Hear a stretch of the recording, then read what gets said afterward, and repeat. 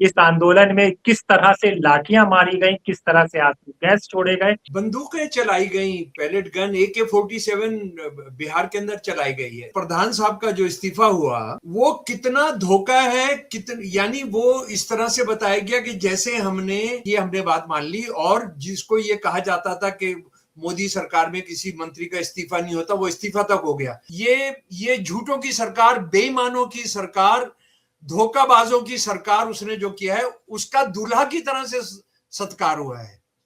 उसके अगर आप टोपी देखें, बीबीसी पर वो पूरा रिपोर्ट चल रहा है, आप उसको देखें कि वो राजाओं वाली उसने टोपी पहनी है, दूल्हा वाली उसने टोपी पहनी है, उसको कितने शाल उड़ाए गए हैं, उसकी आरती उतारी गई है। कॉकरोच पार्टी के लीडरशिप को इसको समझना चाहिए। इसको शुभेंदु अधिकारी ने कहा है कि ये जो आंदोलन हो रहा है ये जिहादी मुसलमानों इस्लाम का आंदोलन हो रहा है। ये आंदोलन जब उन्होंने वापिस ले लिया उसके बाद हो रहा है, आंदोलन जब चल रहा था तब की बात नहीं है। एक बड़ा अफसर है IPS, अभिनव कुमार उसका नाम है। कॉकरोच वालों को छोड़िए, बच्चे बच्चियों को जिनके आपने शर्म वाली जगहों पर आपने डंडे घुसाए, उनके बॉसम, उनकी अपनी छातियों पर जो आपने किया है, उनका तो छोड़ दीजिए। अखबार वाले तमाम इंटेलेक्चुअल जो दूसरे लोग हैं वो कह रहे हैं, और ये नहीं जानता है कि मोदी नौजवानों के बारे में क्या क्या कहता रहा है। मोदी की जो दलाल सुप्रीम कोर्ट का जस्टिस बैठा हुआ है वो क्या कहता रहा है। ये कॉकरोच शब्द किसने दिया है? वो चीफ जस्टिस जो ये कहता है मेरे पास समय नहीं है, ये जो वीडियोस है मेरे पास देखने का। हाई कोर्ट का चीफ जस्टिस कहता है कि हमें इसमें मत फंसाओ। ये आंदोलन जीवी शब्द किसने दिया है? ये अर्बन नक्सल किसने दिया है शब्द? सारे नौजवानों को आप अर्बन नक्सल कह देते हैं। यानी ये अभिनव कुमार को, अगर ये सचमुच में बहुत बहादुर आदमी और जरा सी भी शर्म है, तो इसको सबसे पहले इस्तीफा देकर RSS ज्वाइन करना चाहिए। ये अगर दिपके और कॉकरोच पार्टी नहीं समझेंगे तो ये बहुत ही शर्मनाक बात होगी। जब कांग्रेस का राज 2014 में खत्म हुआ था तो शिक्षा पर 4.6% GDP का हिस्सा खर्च हो रहा था। मोदी के आते ही ये 2.5 हो गया है। 1 लाख स्कूल बंद हो गए हैं, और प्रधान जी को रिप्लेस करके किसको लाए? जो RSS का माना हुआ लफंगा है, जिसको ना अपनी भाषा पर संयम है, जो मुसलमानों के खिलाफ क्या क्या बोलता रहता है, जो डेमोक्रेसी के खिलाफ क्या क्या बोलता रहता है, जो सेकुलरिज्म के खिलाफ क्या क्या बोलता रहता है, जो जनतंत्र में विश्वास करता ही नहीं है, जो मनुस्मृति को भारत का संविधान बनाना चाहता है। देखिए अभी भी दिल्ली में कितने लोग गिरफ्तार हैं आप जानते हैं। जुनैद हसन के साथ क्या हो रहा है कोई नहीं जानता है, उसके परिवार के साथ क्या हो रहा है। इतने कितने मुसलमान बच्चे गायब कर दिए गए, उनको वो किसकी जेल में बंद हैं। मुसलमानों का तो अपना कोई ह्यूमन राइट्स में डिफेंस करने का कोई संगठन है नहीं। ये लोग सोचते हैं कि मारपीट से लोग डर जाते हैं। नमस्कार दोस्तों, मेरा नाम हैदर अब्बास नकवी है और आप लोग मुझको इस वक्त दास्वतंत्र पर देख रहे हैं। तकरीबन 50 दिन तक जंतर मंतर पर एक आंदोलन होता है। सारे देश के युवा वहां पर पहुंचते हैं और एक बात रखते हैं कि हमें अच्छी शिक्षा चाहिए, हमें अच्छी शिक्षा व्यवस्था चाहिए और एक मजबूत सरकार को उसके आगे लाठी डंडे आंसू गैस छोड़ने के बाद, डराने के बाद झुकना पड़ता है और शिक्षा मंत्री को इस्तीफा देना पड़ता है। हालांकि शिक्षा मंत्री इस्तीफे पे कहते हैं कि उन्होंने अपना कर्तव्य निभाया है, इसको भी समझेंगे और साथ में हम बहुत कुछ समझेंगे कि इस आंदोलन से क्या चीज हमारे देश को समझनी चाहिए, युवाओं को समझनी चाहिए और आने वाली जनरेशन को समझनी चाहिए। हम आप देख सकते हैं कि हमारे साथ प्रोफेसर शमशुल इस्लाम साहब हैं। प्रोफेसर साहब, आपसे हम पहला सवाल यही करेंगे क्योंकि आप हमेशा कहते रहते हैं कि मौजूदा सरकार, मौजूदा बीजेपी RSS सरकार मुसलमान और इन सब का तो जो करती है, लेकिन असली दुश्मन, असली जो इनके निशाने पर है वो हिंदू है। और वही दिखा हमें इस आंदोलन में, किस तरह से लाठियां मारी गई, किस तरह से आंसू गैस छोड़े गए। तो ये बात तो अब आने वाला वक्त समझ रहा है, आने वाली जनता समझ रही है। जी, बंदूकें चलाई गई, पैलेट गन AK-47 बिहार के अंदर चलाई गई है। देखिए ये जो असल में हिंदू क्या, इस देश के जो 80% लोग हैं ये बेईमान, धोखेबाज, ये बिकी हुई सरकार, बिके हुए नेता, RSS आप जानते हैं बिना रीढ़ की हड्डी का संगठन है। इससे सारे ये जुड़े हुए हैं, ये लोग कितने कितने धोखेबाज हैं इस देश के, जिनके हिंदुओं की ये बात करते हैं। उसके लिए तो कोई बहस करने की जरूरत ही नहीं है। उन्होंने राम मंदिर के चंदे के साथ जो कुछ किया है, तो वो किसके सगे हो सकते हैं, किसको प्यार कर सकते हैं, वो हम समझते हैं। और उसके बाद हिंदू मुसलमान इसलिए करना है क्योंकि भाई ये 80% हिंदू के लिए क्यों नहीं कर पा रहे, क्योंकि मुसलमानों से अभी निपटना है जो 13.5-14% है, उधर 1.5% ईसाइयों से निपटना है, ये सब उनका रहता है। और अभी जो ये कल प्रधान साहब का जो इस्तीफा हुआ परसों जो है, वो कितना धोखा है, यानी वो इस तरह से बताया गया कि जैसे हमने ये कॉकरोच पार्टी के जो नौजवान है, उसमें 85,000 नौजवान वो थे जो कॉकरोच पार्टी से जुड़े हुए नहीं थे, उसकी तो अभी मेंबरशिप भी कोई ऐसे नहीं हुई है। तो ये जो लाखों नौजवान दिल्ली के अंदर सिर्फ आ गए थे और उनके और ये कॉकरोच पार्टी वालों को भी समझना चाहिए, साथियों को समझना चाहिए, नेतृत्व का कितना बड़ा धोखा हो रहा है कि ये कहा कि देखिए हमने बात मान ली, और जिसको ये कहा जाता था कि मोदी सरकार में किसी मंत्री का इस्तीफा नहीं होता, वो इस्तीफा तक हो गया। लेकिन आज जो पार्लियामेंट में हुआ है प्रधान को लेकर, वो ये सारा देश जो है शर्मिंदा, मतलब एक ऐसे मतलब देश शर्मिंदा क्या है, ये झूठों की सरकार, बेईमानों की सरकार, धोखाबाजों की सरकार, उसने जो किया है उसका दूल्हा की तरह से सत्कार हुआ है। उसके अगर आप टोपी देखें, बीबीसी पर वो पूरा रिपोर्ट चल रहा है, आप उसको देखें कि वो राजाओं वाली उसने टोपी पहनी है, दूल्हा वाली उसने टोपी पहनी है, उसको कितने शॉल उड़ाए गए हैं, उसकी आरती उतारी गई है। यानी यहाँ पर बीजेपी और एनडीए दोनों शामिल है, बीजेपी के मेंबर ही नहीं, एनडीए के भी जो मेंबर शामिल हैं, वो आमतौर पर मोदी जिंदाबाद करते हैं, वो यहाँ प्रधान जिंदाबाद कर रहे हैं। यानी बुनियादी बात यह है कि उन्होंने किस सोच के तहत ये इस्तीफा कराया, वो भी समझने का है। और कॉकरोच पार्टी के लीडरशिप को इसको समझना चाहिए, इसको बहुत अच्छी तरीके से समझना चाहिए। हम तो इसको समझ ही रहे हैं। अच्छा, उसके बाद ये कितना नौजवानों को इज्जत देते हैं, यानी मोदी साहब फ्रेंड फ्रेंड फ्रेंड जो कर रहे थे, वो कितनी इज्जत देते हैं, वो हम सारी चीजों को जाकर देखेंगे। ये जो नया जो टास्क फोर्स भी बनाया, जरा उसका भी, वो भी क्या एक धोखा देने के लिए जो काम किया गया, उसकी भी पूरी पॉलिटिक्स को समझेंगे। लेकिन आप ये देखिए, जो मोदी का खास हैंड है, अमित शाह का खास लौंडा है वो, यानी उसका जो आदमी है, ये शुभेंदु अधिकारी ने कहा है कि ये जो आंदोलन हो रहा है, ये जिहादी मुसलमानों, इस्लाम का आंदोलन हो रहा है। 85,000 नौजवान आ गए कलकत्ता में, बंगाल के अलग अलग हिस्सों में, और उसमें 2 मुसलमान लड़कों को पकड़कर वो ये कह रहा है कि ये जो है, इसमें ये जिहादी इस्लाम का रोल है। उसके बाद देहरादून से उत्तराखंड का जो प्रेसिडेंट है, राज्यसभा का मेंबर भी है, महेंद्र भट्ट ने गाली देते हुए इन लोगों को कहा, ये आंदोलन जब उन्होंने वापस ले लिया उसके बाद हो रहा है, आंदोलन जब चल रहा था तब की बात नहीं है। इनको गाली बकी है कि हिसाब किताब कर देना चाहे तो उसका। प्रज्ञा ठाकुर, फिर मोदी और अमित शाह की राइट हैंड लेफ्ट हैंड, वो क्या कह रही है कि हमने जिनको झाड़ू से समेट दिया था, झाड़ू से मार के खत्म कर दिया था, वो फिर आ गए हैं हमारी झाड़ू पर, उन्होंने कब्जा कर लिया, यानी जो दमन का जो चक्र पर कब्जा कर लिया है, और सारा गंदगी जमा कर दी है देश की उन्होंने एक जगह। ये जरा सा समझिए। अच्छा, उसके बाद आप जरा सा ये देखिए कि ये तो नेता, बीजेपी के नेता कर रहे हैं। एक बड़ा अफसर है आईपीएस, अभिनव कुमार उसका नाम है।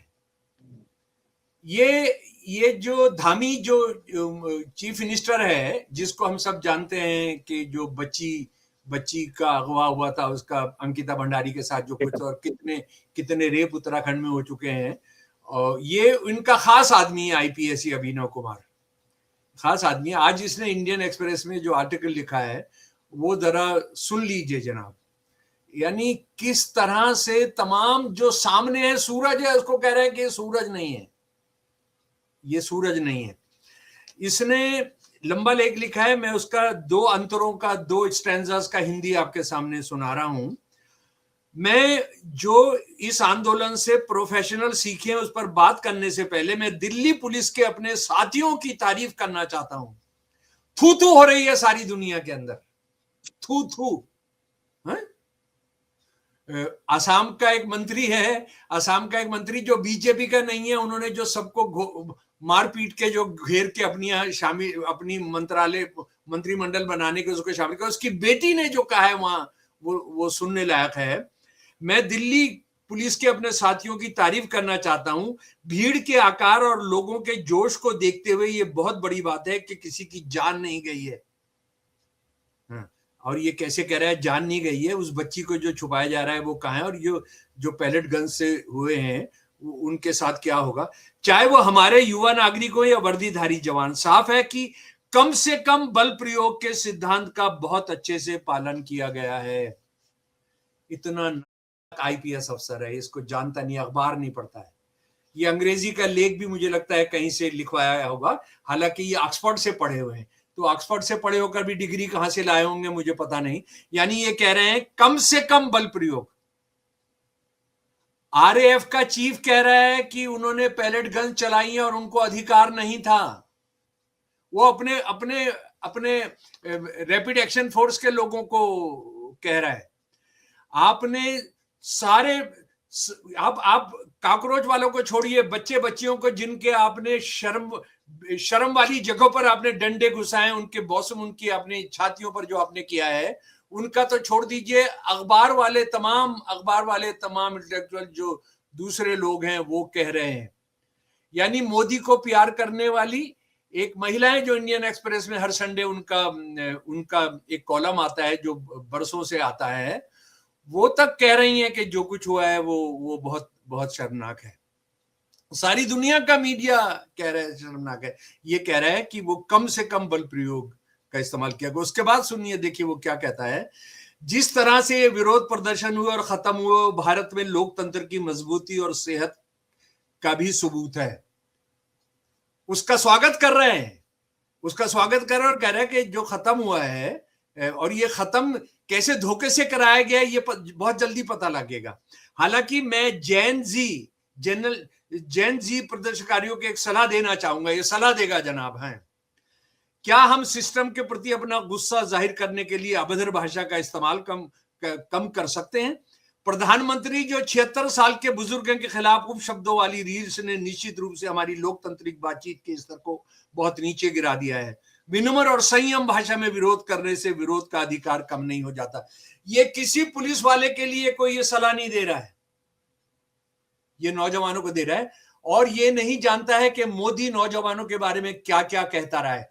मोदी की जो दलाल सुप्रीम कोर्ट का जस्टिस बैठा हुआ है वो क्या कहता रहा है। ये कॉकरोच शब्द किसने दिया है? ये किसने दिया है? वो चीफ जस्टिस जो ये कहता है मेरे पास समय नहीं है, ये जो वीडियोस है मेरे पास देखने का। हाई कोर्ट का चीफ जस्टिस कहता है कि हमें इसमें मत फंसाओ, हमें इसमें मत फंसाओ।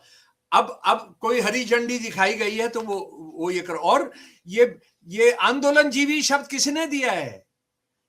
ये अर्बन नक्सल किसने दिया है शब्द?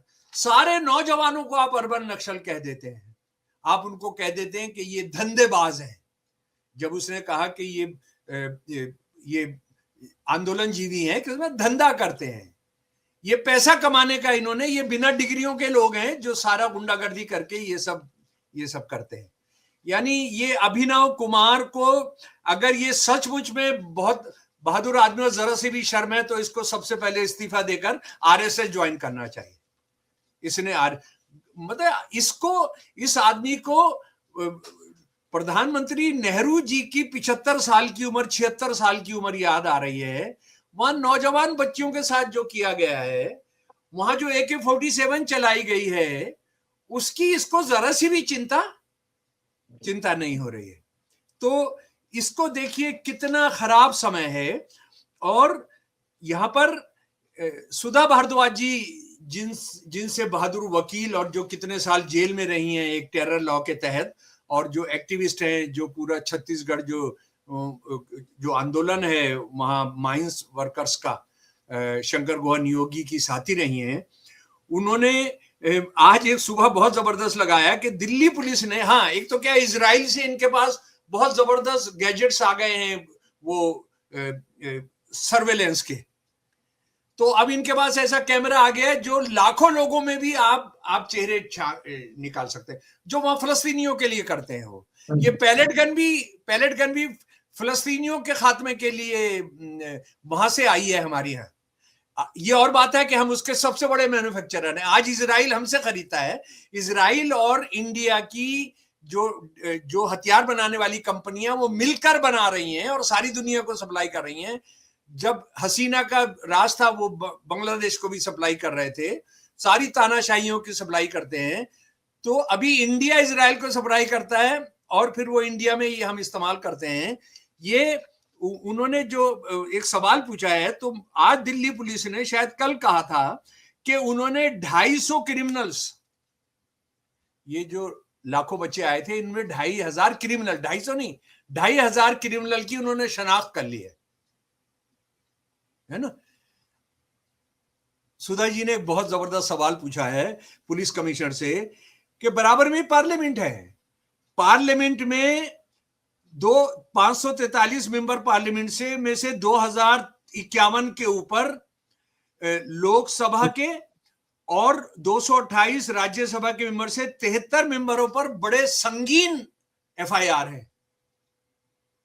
ये जो इनके कैमरे हैं, जो पता नहीं 18 एंगल 20 एंगल 25 एंगल से फोटो ले लेते हैं, उनको ये क्रिमिनल्स जो सारे पार्लियामेंट के अंदर भरे पड़े हैं, क्रिमिनल्स नहीं दिख रहे हैं इनको, वो नहीं दिख रहा है। अच्छा, उसके बाद हिमांशु कुमार और एक बहादुर साथी हैं गांधीवादी जो छत्तीसगढ़ के आंदोलन से हमें जाते हैं, उन्होंने भी आज जो सुबह एक पोस्ट लगाई है जरा, और वो पोस्ट इसलिए इंपॉर्टेंट है कि कॉकरोच पार्टी के साथ और ये अभिजीत दीप के जो बहादुरी के साथ लड़ाई लड़े हैं, वो किसका शिकार हो रहे हैं, उनको उन्होंने एक चिट्ठी लिखी है, ओपन लेटर लिखा है।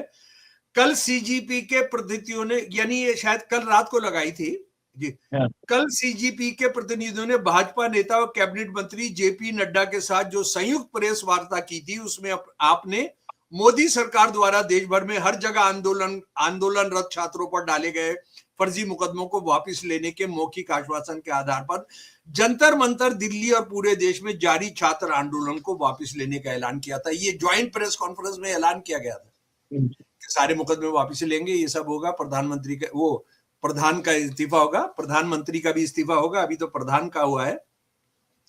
इसके बाद मोदी सरकार की शय पर बिहार की भाजपा सरकार ने कल डिटेन किए गए 250 से 300 छात्र छात्राओं पर आज यानी 26 जुलाई को एफआईआर की है, कल के दिन। इनमें दिशा छात्र संगठन, आइसा और अन्य संगठनों के छात्र कार्यकर्ता भी शामिल हैं। उनके बारे में पता करने गए वकीलों को पुलिस ने कहा है कि अब पहले इन आंदोलनरत छात्र छात्राओं को अदालत में पेश किया जाएगा। साफ है कि मोदी सरकार अपने वायदे से मुकर रही है और छात्रों छात्राओं पर दमन करते हुए उन्हें सबक सिखाने पर आमादा है कि भविष्य में नौजवान कभी इंसाफ के लिए आवाज उठाने की हिम्मत न करें। ऐसे में चूंकि भाजपा नेताओं के साथ संयुक्त प्रेस वार्ता में पूरे देश के में हर जगह एफआईआर वापस लेने और नई एफआईआर न करने के मौखिक आश्वासन पर आंदोलन वापस लेने का निर्णय आपने और सीजीपी के नेतृत्व ने लिया, इसलिए आपका यह नैतिक जिम्मेदारी और कर्तव्य बनता है कि मोदी सरकार को तत्काल 24 घंटे का अल्टीमेटम दें कि वे बिहार व अन्य स्थानों पर गिरफ्तार सभी छात्र छात्राओं को तत्काल रिहाई करवाए और सभी एफआईआर रद्द करें। ये हिमांशु भाई को ये जानकारी भी मिली गई होगी कि बंगाल में सैकड़ों लोगों को गिरफ्तार किया गया, असम में सैकड़ों को गिरफ्तार किया गया, यूपी के अंदर सैकड़ों लोगों को गिरफ्तार किया गया, मध्य प्रदेश के अंदर किया गया, राजस्थान के अंदर किया गया। तो ये अगर दीपके और कॉकरोच पार्टी नहीं समझेंगे तो ये बहुत ही शर्मनाक बात होगी। अच्छा, अब हम कुछ जरूरी मुद्दों पर आते हैं। सबसे पहले मोदी जी 12 साल से 12.5 साल से हैं, उससे पहले जब ये तमाम शुरू हुआ था उससे पहले अटल बिहारी वाजपेयी भी सरकार रही थी। तो अब एग्जाम में टीपा टापी तो छोड़िए, पेपर आउट ना हो, बेईमानी ना हो, उसके लिए टास्क फोर्स बना दी गई है। टास्क फोर्स में जो लोग हैं वो सुन लीजिए, नंदन नीलेकानी, ये एक इसरो के चेयरमैन है S Somanath, former IB director Tapan Deka, ये बड़े खतरनाक पुलिस वाले हैं। आईआईटी चेन्नई के director V Kamakoti, former education secretary Anita Karwal, और एक और आईएएस अमृतलाल मीना। ये सारे के सारे लोग जो हैं आरएसएस से जुड़े हुए हैं, ये सारे के सारे लोग जो है।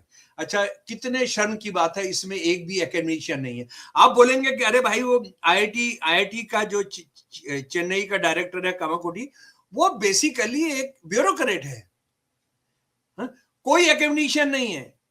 कोई दिल्ली की जो महानतम, इंडिया की जो महानतम यूनिवर्सिटीज है, कोई वहां का टीचर नहीं है, उनका कोई वाइस चांसलर नहीं है। भाई आप जेएनयू का ही अपना आरएसएस का वाइस चांसलर रख देते, दिल्ली का वो जो पेड इनका वाइस चांसलर है उसको रख देते।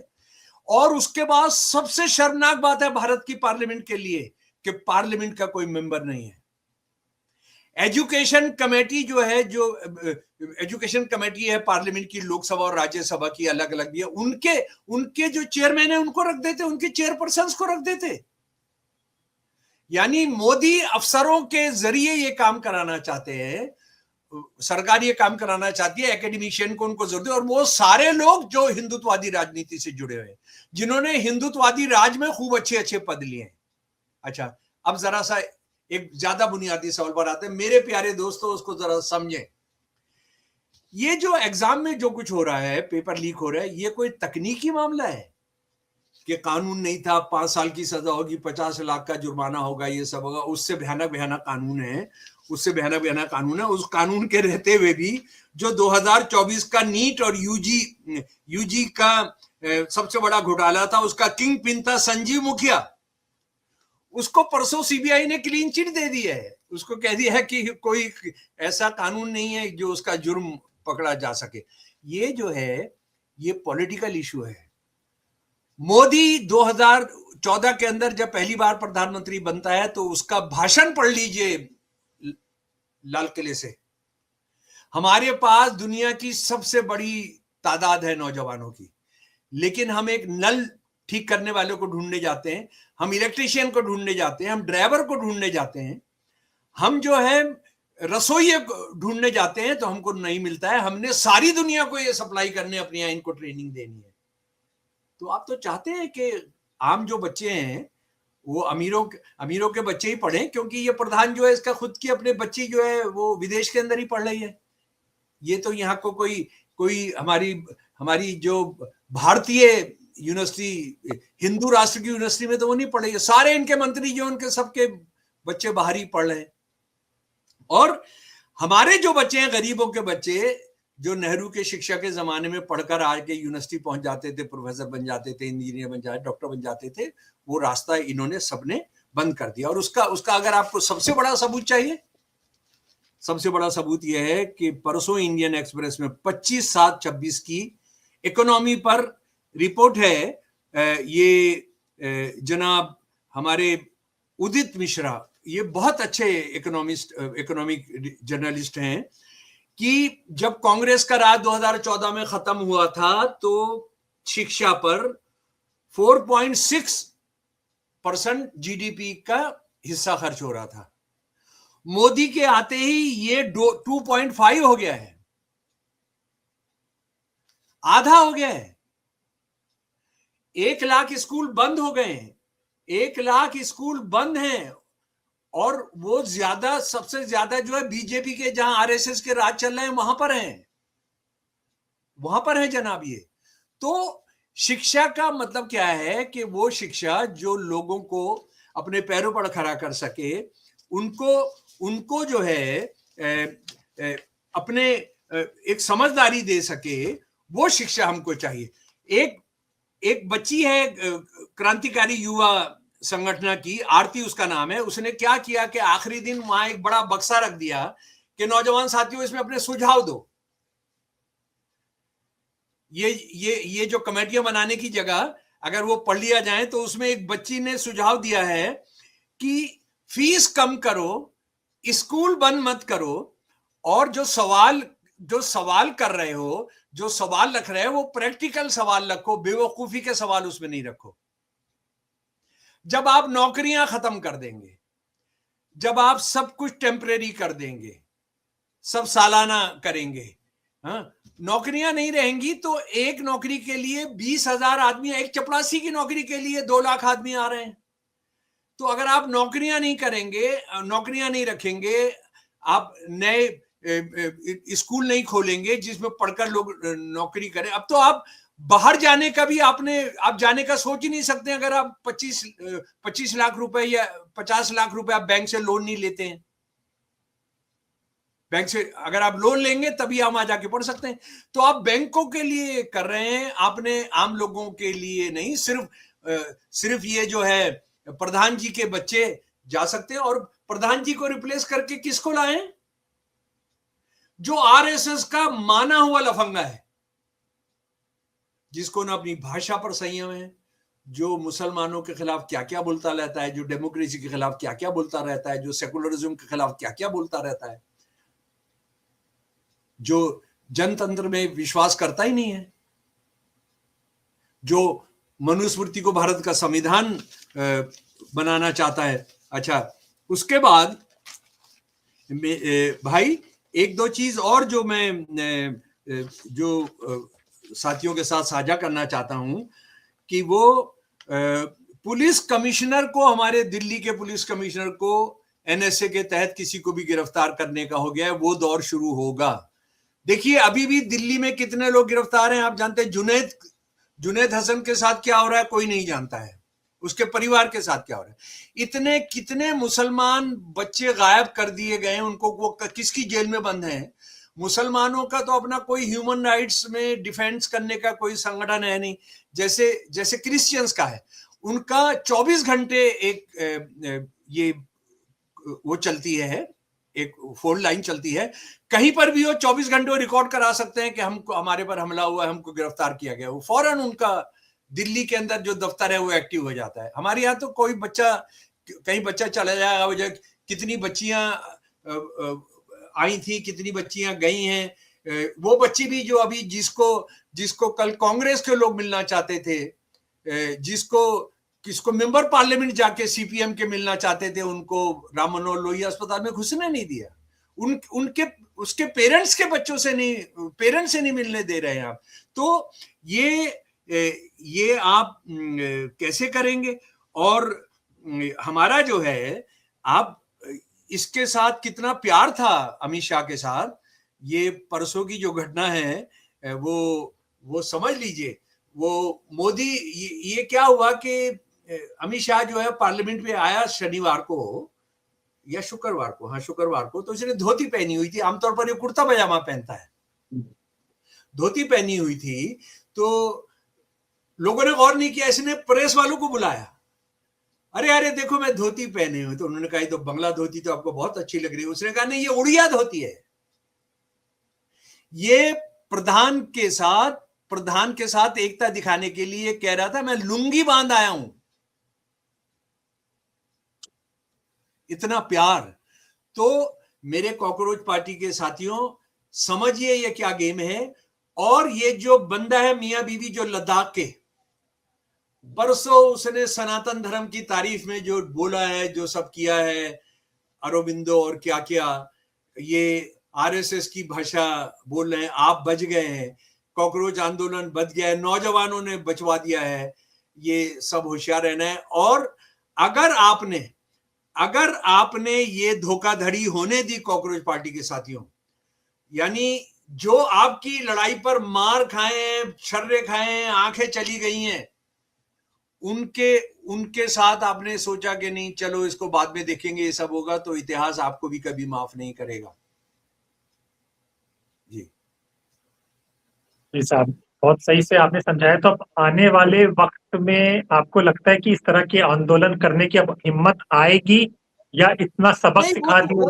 वो तो आएगी। देखिए आपको याद होगा, मैं आपके साथ उससे पिछले भी बैठा था, कि मान लो अभी देश के जो हालात है ना, उसमें सब भाग जाए, हम भी भाग जाएं, हम जो बात करते रहते हैं, आवाज उठाते रहते हैं, स्वतंत्र ना रहे, दूसरे चैनल बहुत अच्छे, रवीश ना रहे, रवीश भी चले जाएं, मतलब वो बंद कर दे, लोग लड़ना बंद नहीं करते हैं। आपके जो विचारों का, जुल्म के खिलाफ जो विचारों में आपकी वृद्धि होती है, जो एडवांस होता है, वो कभी भी नहीं खत्म होता है। इतिहास इसका गवाह है। नहीं तो कोई हिटलर कभी जा सकता था, चंगेज खां कभी जा सकता था, मसोलिनी कभी जा सकता था, नहीं जा सकते ना। हसीना बांग्लादेश से जा सकती थी। ये जो सारा परिवार भाई भाई थे, वो एक प्राइम मिनिस्टर एक प्रेसिडेंट जो जो श्रीलंका में रहते थे, वो जा सकते थे।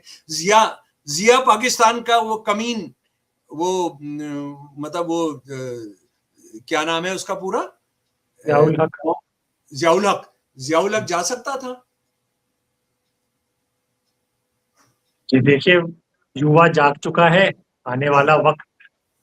जी ये कुछ जी, कहना चाह रहे हैं? एक दो लाइनें गाएंगे सर हम हमेशा। जी जी जी जी, जरूर। जी, ठीक है सर। हाँ। तो आपके कुछ बोलिए आप, ताकि हम जो है चलिए आगे। ये साथी शशि प्रकाश का गीत है कि हाँ। ये लोग सोचते हैं कि मारपीट से लोग डर जाते हैं।